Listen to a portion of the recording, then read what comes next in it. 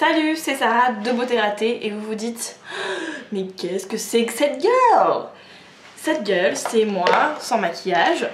J'ai décidé de vous refaire une vidéo sur le teint parce que je sais pas pourquoi, on me le demande tout le temps. Et moi j'ai l'impression de faire que ça entre les vidéos où je vous montre, je sais pas, une palette de correcteurs et tout. J'ai l'impression de faire que ça, le teint. Mais vous me dites non, alors bon, je recommence. J'en fais une de comment je fais mon teint actuellement, comme ça pourra toujours servir.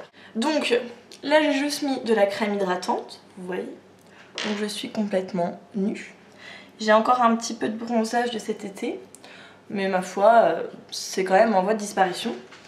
Donc je commence avec ma base qui est toujours la fameuse crème powder gel de chez Monistat, Chafing Relief Powder Gel. J'en ai parlé sur mon blog. Ça en a choqué plus d'une quand j'ai dit que c'était pas vraiment une base, alors du coup l'article est arrivé à point nommé.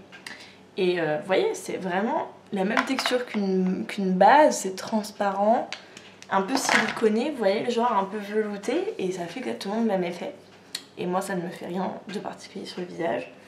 Vous voyez, enfin voilà, ça masque les pores, enfin moi je l'aime beaucoup, et surtout ça fait bien glisser le fond de teint. Après c'est le top quoi.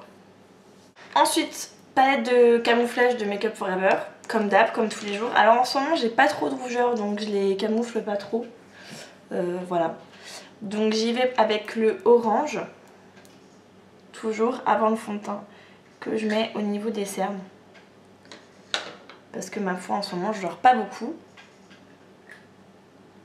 D'où le fait que vous n'avez pas masse de vidéos parce que je n'ai pas beaucoup de temps. Voilà. Ensuite évidemment fond de teint. Alors j'utilise le Sheer Glow de NARS dans la couleur Deauville, il me semble que c'est. C'est une perfection. Là encore je vous en ai parlé sur mon blog. J'ai fait une revue avec photos avant après etc si ça vous intéresse. Je vous montre vite fait, c'est un goulot comme ça. Donc moi j'en mets par petites touches au doigt. Moi je fais à l'américaine. Ça marche très bien. Il est plutôt bien niveau couleur. Peut-être un chouïa clair pour moi en ce moment. Il est un petit peu jaune, ce qui annule un petit peu les rougeurs que j'aurais. Franchement, ce fond de teint, wow, j'adore. Je prends ensuite un Beauty Blender humide et je le fonds quoi. Il faudrait que je m'achète un nouveau Beauty Blender parce qu'il commence à être un petit peu vieillissant, hein. Il commence à faire un peu la gueule. Donc moi je tapote un peu partout.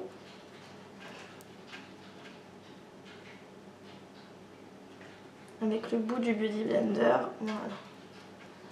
Et ça fond trop bien le fond de teint, enfin moi je suis plutôt fan quoi. Je suis plutôt fan. Vous voyez, ça fait quand même hyper naturel quoi. C'est pas genre le fond de teint hyper plâtre, c'est top. Je reviens avec ma palette de camouflage. Là je suis passée, en fait je fais un petit mélange entre la teinte la plus foncée des correcteurs et la teinte moyenne. Qu'importe. Je remets une petite couche sur les cernes. Surtout à l'intérieur, moi c'est là où c'est le plus bleu. Et j'en mets aussi un tout petit peu sur, je trouve, les zones qui sont un petit peu limites. Voilà. Et je refonds tout avec mon Beauty Blender. Moi je fais tout avec. Je trouve que ça fond hyper bien. Même les anti-cernes. Tout. Voilà. Ensuite on va poudrer. Moi j'en suis toujours à la poudre HD de Make Up For Ever. Je sais pas si je vais la finir un jour. Je pense que j'arrive un petit peu sur la fin. Je l'adore. En ce moment j'aime bien utiliser la poudre avec le F25 de Sigma. Et je poudre donc évidemment la zone T, surtout aussi le contour de l'œil parce que je veux pas que mon anti-cerne me file dans les petits plis. Et voilà pour le teint de base que je fais tous les jours. Après bien sûr moi je rajoute du blush en fonction de comment je suis maquillée, de mes envies. Je fais plus ou moins du contouring quand j'ai envie aussi. Les sourcils c'est obligatoire. D'ailleurs je vais le faire tiens pour vous montrer comment je fais. Sachant que vous savez déjà, en ce moment j'utilise le set Brow Things de Benefit qui se présente comme ça, vous voyez je l'ai quand même déjà bien utilisé, et un super pinceau qui déchire sa mère dont je vous en ai parlé aussi, c'est le numéro 12 de Smashbox. Franchement pour les sourcils il est trop parfait. Donc je commence par le côté cire du kit. J'accentue plutôt dans... Moi j'ai la couleur light, je trouve que c'est trop foncé. Mais ma foi j'ai quand même les sourcils assez clairs. C'est pas très grave. L'arc et la queue, et après j'ai un petit peu quand même dans la tête. Histoire de la remplir un peu plus. Et toujours avec le même pinceau que j'essuie dans un petit sopalin, je vais ensuite venir prendre le côté poudre. Qui va donc fixer la cire, un petit peu d'éclaircir parce que pour ma part c'est un petit peu trop foncé.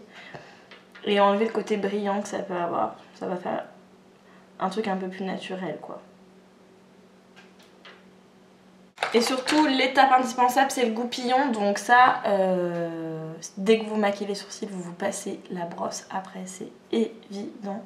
C'est pour enlever tout le surplus et faire quelque chose de clairement plus naturel quoi. Après quand les yeux sont maquillés ça choque quand même vachement moins d'avoir les sourcils maquillés je trouve. Et enfin moi maintenant c'est hors de question que je sorte les sourcils non maquillés quoi. Enfin, oh, j'exagère trop quoi. Si je sors carrément. C'est juste pour dire que tant qu'à me maquiller je me fais les sourcils quoi. C'est plus ça. Voilà donc j'espère que ça vous a plu ce petit update comme ça pour celles qui sont un petit peu curieuses et qui veulent savoir vraiment comment je fais tous les jours etc. Comme ça vous êtes rodés. Voilà, donc je vous fais de gros bisous et je vous dis à la prochaine, salut!